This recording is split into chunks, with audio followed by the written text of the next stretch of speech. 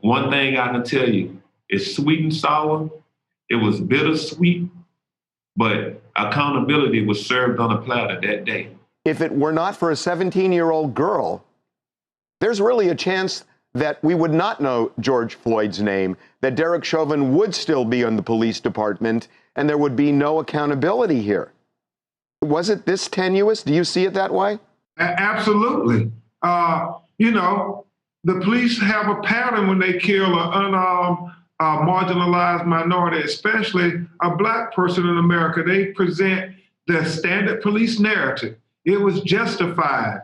He was resisting. You know, he caused his own death.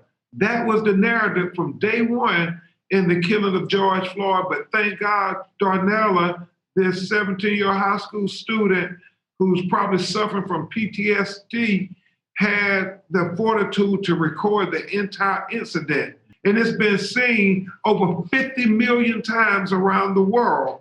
And so Darnella really is the unsung hero in the campaign to achieve justice for George Floyd. And I know Philonise and his family have always felt like that. She made a statement and it stuck with me.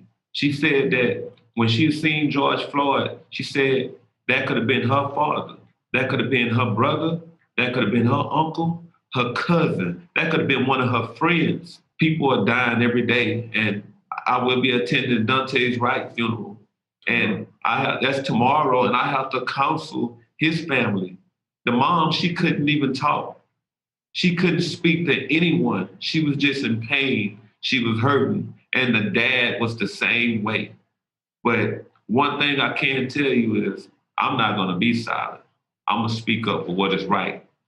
And I'm glad that Darnella and all those people there, everybody who came out and was out there speaking up for my brother the way that they did, they inspired a lot of people around this world. Because if it weren't for any one of them out there, especially Darnella for recording that, it wouldn't be George Floyd right now. He'd just be another dead man. As important as this verdict was, in terms of police reform, seems to me the upcoming trials of the other 3 officers are at least as important, because there will always be rogue officers. But the issue is, when other officers see a rogue officer do something like this, do they have a duty to intervene and stop them, or at least try? So what happens in this next trial could be enormously significant in terms of police reform.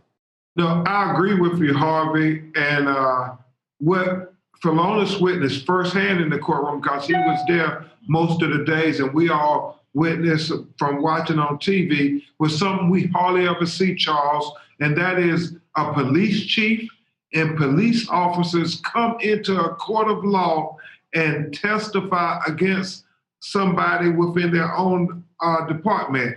It's very, very unusual and very powerful.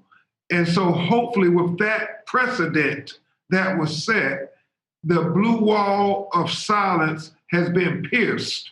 And hopefully we will see now these other officers held accountable, and it will send a message to the police.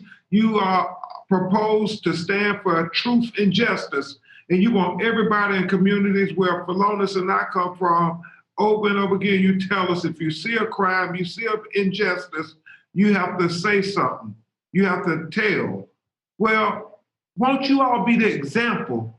If you see police officers doing bad things to Black people, why don't you tell? Be the example for us. And that's what we're hoping and praying that will come from this precedent that was set in this historical case.